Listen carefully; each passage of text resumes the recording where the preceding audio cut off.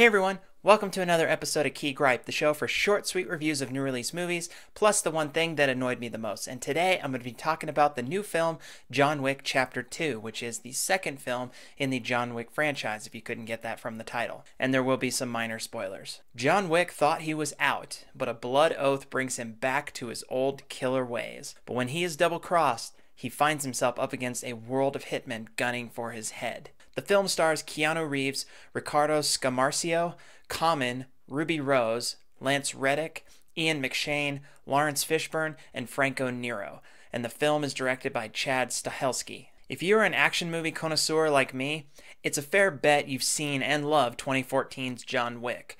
It did break a lot of rules, even if it was super cliche. I mean, think about the story. They killed his dog, they stole his car, and now he's out for revenge. Like, seriously, that is the movie. But the slick direction and the intriguing premise of John Wick's world really made it a surprise hit. And of course, with one hit, there is bound to be a sequel. But is the sequel actually any good? Because as we know, sequels tend to take what is good about the first movie and completely blunder it. So, is John Wick Chapter 2 any good? Spoiler alert, yes, it is absolutely a good movie, and surprisingly a worthy sequel. Now keep in mind, the story is no more complicated than it was in the first film. It's still very much a basic story.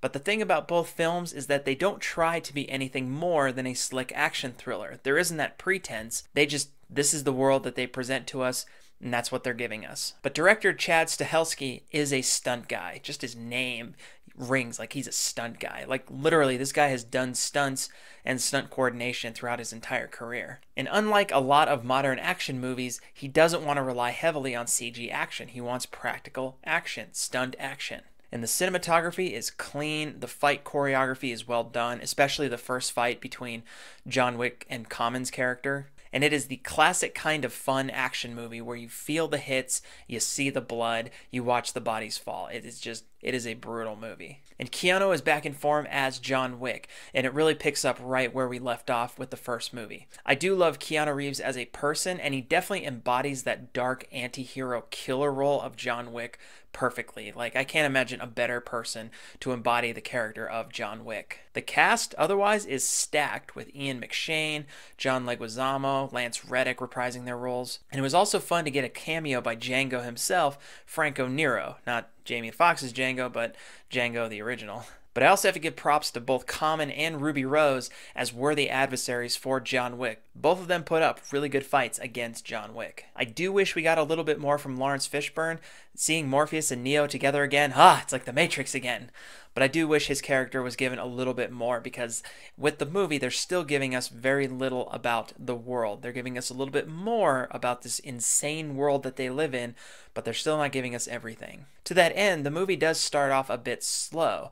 After the initial fight scene where he gets his car back, there's a pretty big melee fight where no one really gets killed, but a lot of people just get their asses kicked. The movie kind of slowly builds up to the first real action scene. And that's just like the first one. It takes some time to really get into the height of the action that they're presenting us. But once they do, oh man, they take it to a whole new level. There are some video game caliber action sequences that show John Wick as just this machine, like a killing machine.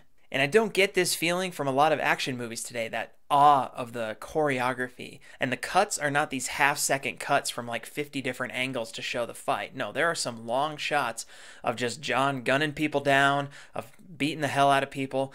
And that has an impact. It does have an impact when you actually get to see the action. But obviously, since the focus is on the action, that's the stuff people came to see, the story is a bit muddled. It's simplistic, and there's really not a whole lot going on there. It isn't meant to be deep. But in regards to the story and what the movie is, there is one thing that annoyed me about the structure of this movie. John Wick Chapter 2 is designed to be a middle film. From the beginning, with the recap of the first movie to the end setting up Chapter 3, the design is that it is meant to be a middle part. As Otto would say, it's the part in the middle. He would also say, "You're the Vulgarian, you fuck." The first film feels a bit contained. We didn't need a second movie necessarily, though I'm glad they gave us one. But this is definitely a bridge film. Unlike the first one, it doesn't really have a standalone story. It doesn't even really have a conclusion. That doesn't diminish what I love about the movie, but it does feel like a bit of a cop-out.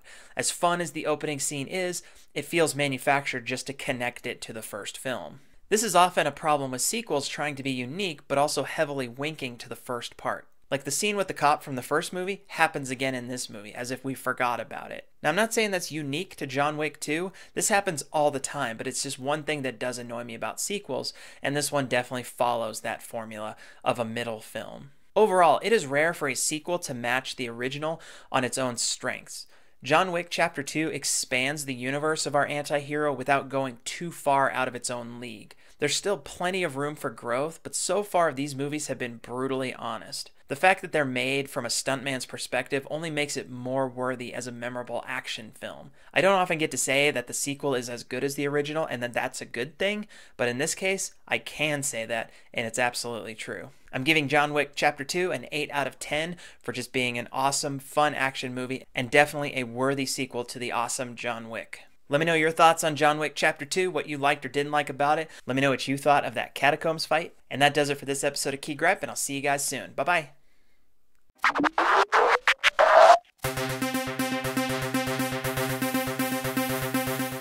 Hey, you made it to the end of the video. Nice work. Good job. If you like what you saw, you can just go ahead and click that subscribe button for all videos past and future. You can also head over to my website and see all the other stuff that I do, including the books I've written. So go ahead, click stuff.